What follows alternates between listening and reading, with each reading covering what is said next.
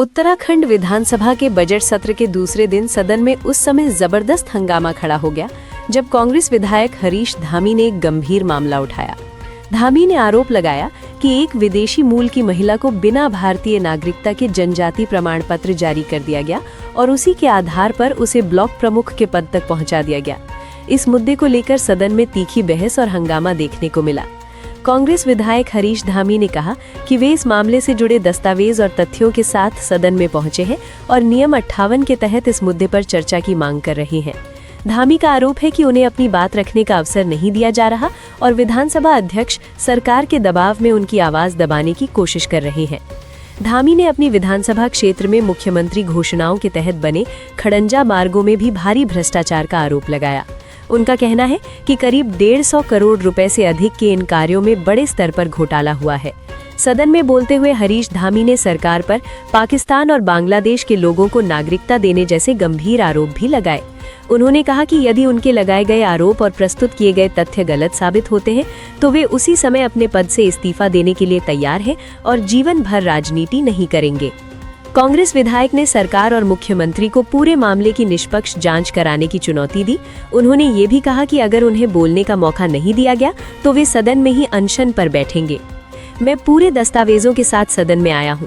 अगर मेरे आरोप गलत साबित होते हैं तो मैं उसी समय विधायक पद से इस्तीफा दे दूंगा और जीवन भर राजनीति नहीं करूंगा। देखिए, बहुत बड़ा संवेदनशील मामला है। आप सबने देखा होगा नगर पंचायत के चुनाव में उत्तर प्रदेश के ओबीसी को उत्तराखंड में ओबीसी का बेनिफिट ना मिले, इसलिए परवर समिति को जो है ट्रांसफर किया गया। लेकिन मैं ला रहा हूँ विदेशी मूल की नागरिक को बिना सिटीजनशिप के यहाँ की जो है जनजाति का सर्टिफिकेट जारी करके उसको ब्लॉक प्रमुख की कुर्सी में बैठा दिया। और पहला इस बार मैंने चुनाव में देखा कि आरोप कहता है कि आपत्ति का जो है कोई समय नहीं दिया गया। और आज मैं तथ्यों के साथ आया। मैंने विधानसभा अध्यक्ष जी से नियम 58 में मांग की कि इन पत्रावलियों की जांच के आधार पर मुझे बोलने दिया जाए।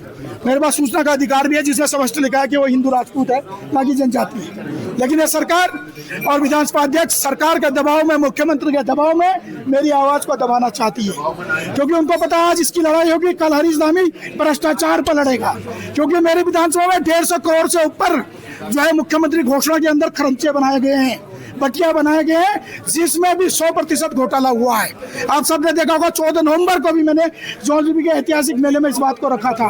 आज मेरी ये बात होती, कल मैं इस भ्रष्टाचार में इस सरकार को लिख के देने वाला था एफिडेविट के माध्यम से मेरी भी सीबीआई जांच हो और इन जो भ्रष्टाचार हुआ है इसकी भी जांच हो, क्योंकि इसके सीधा हाथ मुख्यमंत्री पे आता है।